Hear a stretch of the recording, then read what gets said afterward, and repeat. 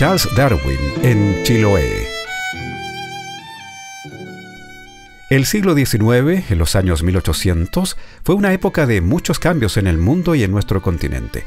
Se destaca la independencia de las colonias españolas en América con el nacimiento de nuevos países independientes de las potencias europeas, como Estados Unidos, que se independizó de Inglaterra, al igual que México, Perú, Argentina y nuestro país, que se independizaron de España. Una situación similar ocurrió con Brasil, que dejó de ser colonia de Portugal en esa misma época, siendo hasta la actualidad el único país americano de habla portuguesa. Este escenario mundial, con nuevos países independientes de los reinos europeos, impulsó a estas grandes potencias a buscar nuevas colonias, esta vez en el continente africano y en Asia, además de establecer nuevas relaciones diplomáticas y comerciales con estas nuevas naciones. Junto con las posibilidades de comerciar, había que conocer en profundidad a estas nuevas naciones. Por esta razón, muchas expediciones científicas recorrieron las costas americanas con el fin de informar y difundir entre los gobiernos europeos y sus habitantes acerca del clima, la geografía, la zoología, la botánica y el carácter e identidad de los habitantes de este nuevo mundo.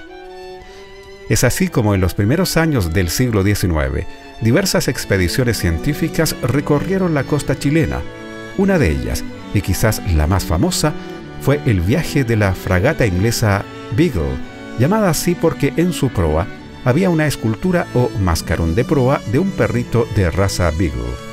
Un tripulante muy famoso de esta nave fue Charles Darwin, científico y naturalista inglés, autor de la teoría de la evolución de las especies, la cual desarrolla el concepto de selección natural que explicaría la evolución de las especies animales y su adaptación a los diferentes ambientes naturales que existen en nuestro planeta.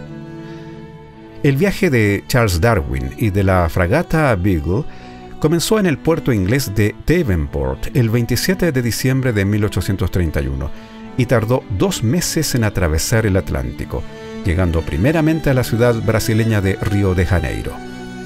En el mes de julio de ese año, la expedición llegó a la Patagonia, donde los científicos reconocieron la costa uruguaya y argentina, la Pampa y la Patagonia Oriental. A fines de 1832, los viajeros llegaron a Tierra del Fuego, donde permanecieron 2 meses y medio realizando investigaciones geológicas, botánicas, zoológicas y antropológicas. Luego atravesaron el estrecho de Magallanes, que se había descubierto en el año 1520, recorriendo los canales australes y el litoral chileno, llegando a Valparaíso en julio de 1834. Desde el puerto recorrieron la zona central de Chile y en noviembre zarparon hacia el sur para recorrer Chiloé, las islas Huaytecas y el archipiélago de los Chonos. Darwin, en su obra Viaje de un naturalista alrededor del mundo, cuenta su estadía en Chiloé durante las 2 oportunidades que visitó el archipiélago en los años 1833 y 1835.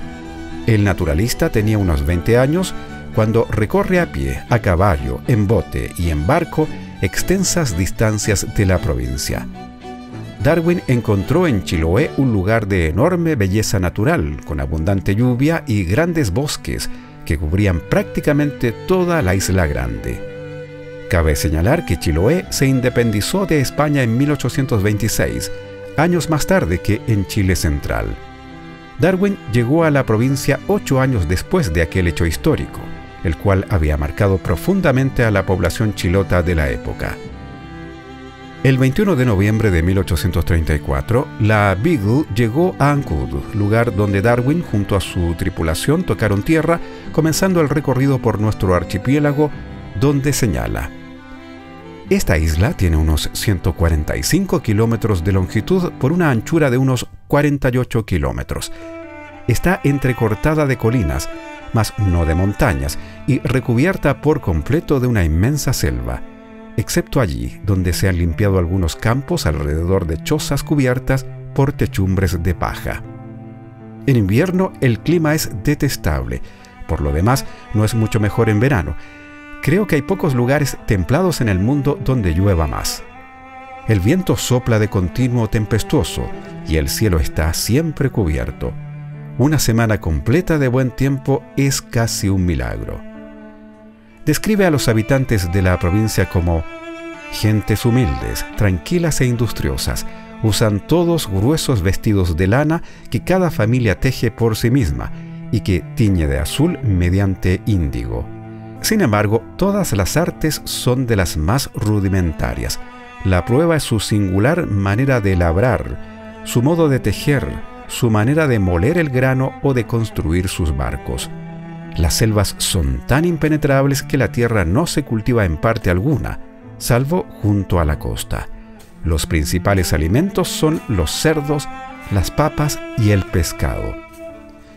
En cuanto a las formas de comunicación, en el archipiélago el naturalista nos señala: hasta en los lugares en que existen senderos apenas sí pueden atravesarse estos.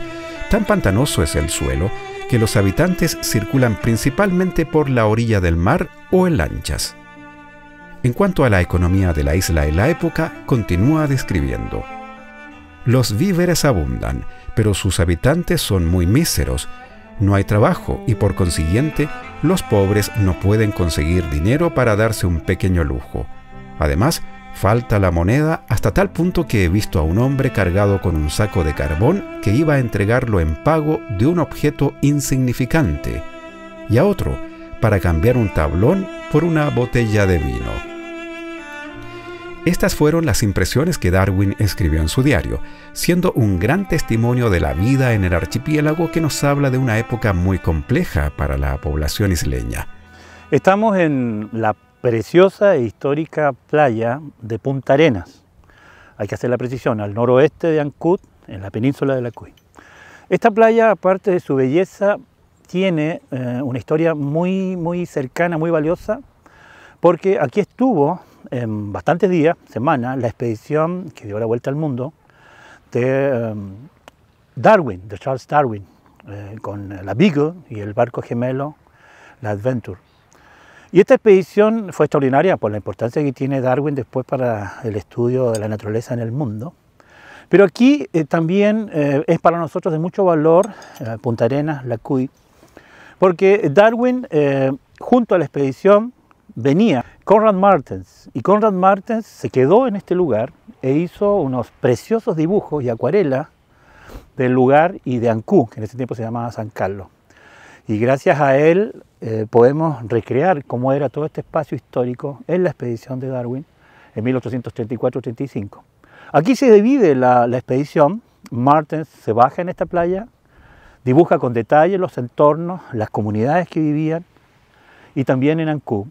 Darwin se desembarca y toma rumbo hacia Chacao.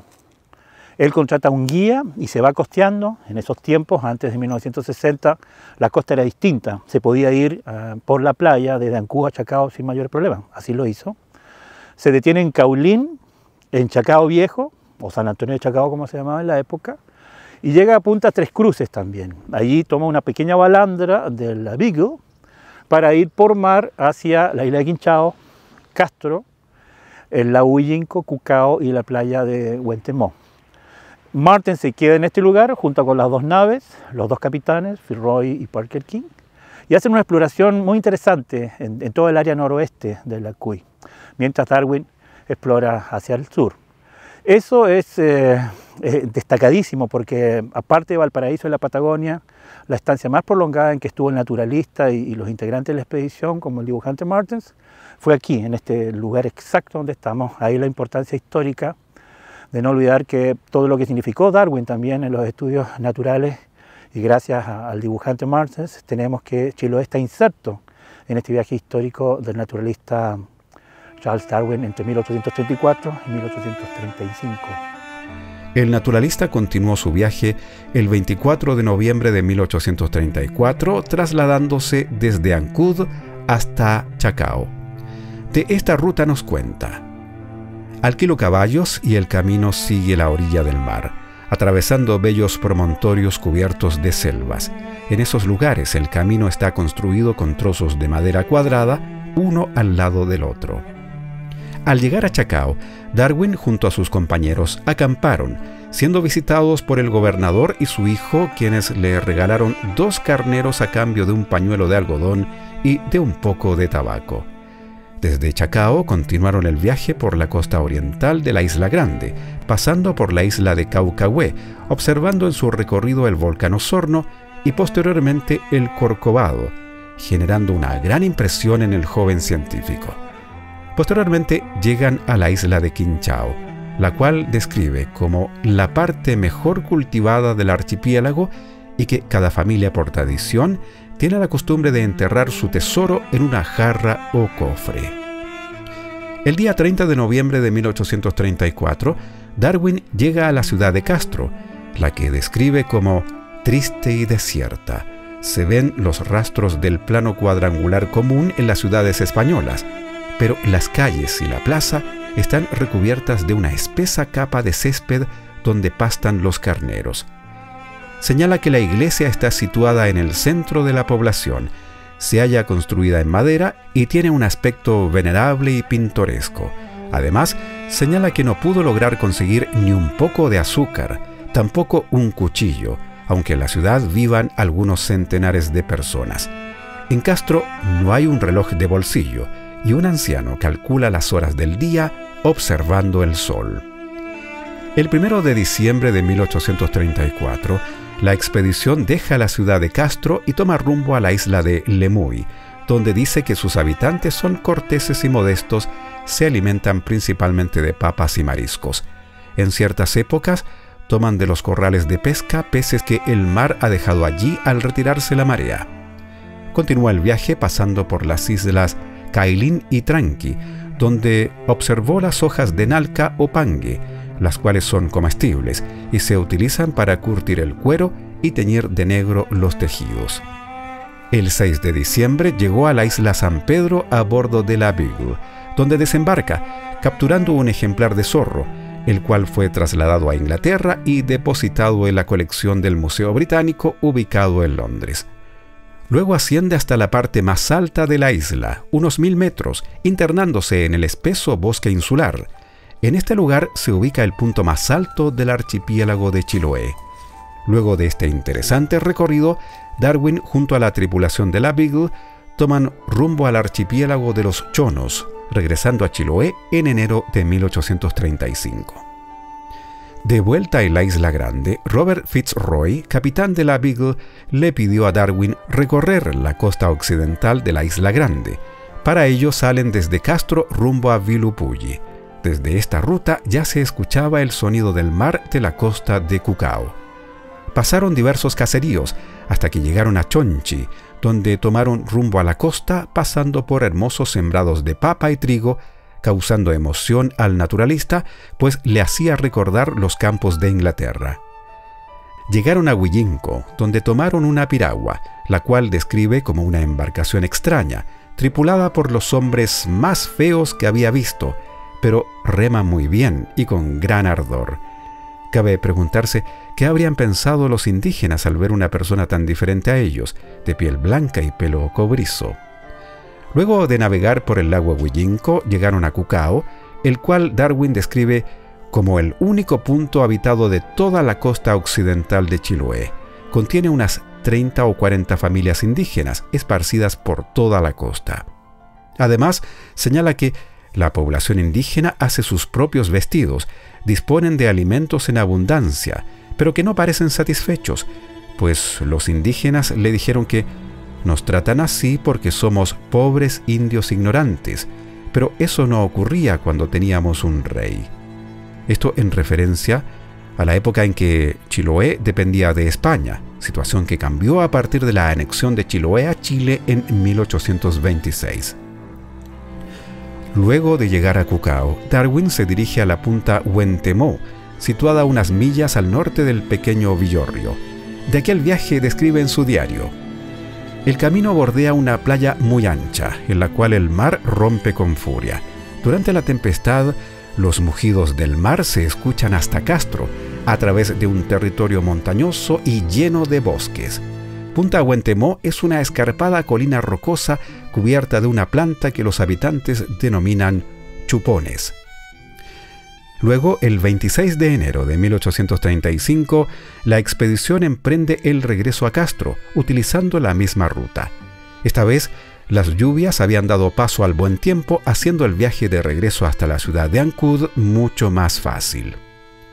El 4 de febrero de 1835, la Beagle, junto a Charles Darwin, se hacen a la vela, es decir, zarpan de Ancud rumbo a Valdivia.